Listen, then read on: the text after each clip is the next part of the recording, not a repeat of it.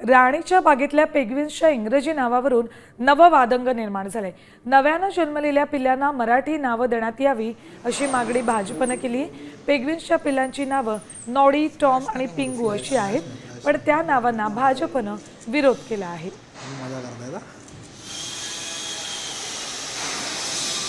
आता या राजकारणापासून हे प्राणी पक्षीही सुटलेले नाहीयेत। राणीच्या बागेतल्या पेंग्विनची नावं इंग्रजीत आहेत, मात्र आता ती इंग्रजीत नको तर मराठीत द्या। जी नव्यानं जन्मलेली पेंग्विन्सची पिल्लं आहेत त्यांना मराठी नावं देण्याची मागणी भाजपच्या वतीनं करण्यात आलेली आहे।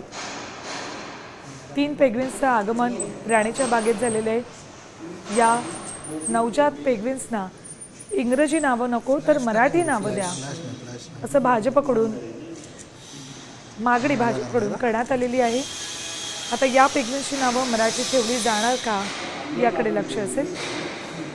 मात्र या सगळ्या राजकारणामध्ये या पेंग्विन्सना पाहण्यासाठीची गर्दी मात्र कमी होत नाहीये।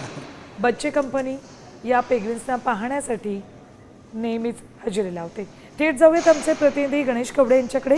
गणेश, आता या पेंग्विन्सच्या नावावरून सुद्धा राजकारण रंगताना दिसते आणि मराठी नावं या पेंग्विन्सना द्यावी अशी मागणी भाजप करते।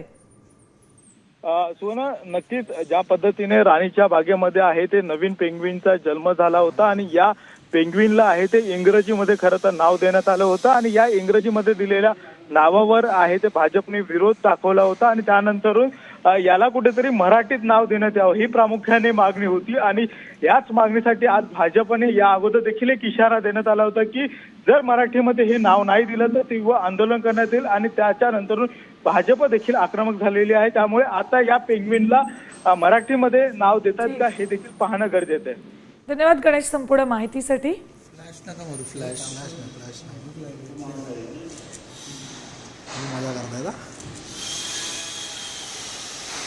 पार्टी भाजपा विधान सभेतर्फे आम्ही गेल्या महिन्यामध्ये राणीबागच्या प्रशासनाला एक पत्र दिलं होतं की नवजात जे पेंग्विनची पिल्लं जी जन्माला आलेली आहेत त्यांची इंग्रजी भाषेमध्ये आपण नाव का ठेवलेली आहेत, तर ती मराठी मातीमध्ये महाराष्ट्राच्या मातीमध्ये जे पिल्लं जन्माला आलेली आहेत त्यांची नावं मराठी असली पाहिजे असा आमचा आग्रह होता।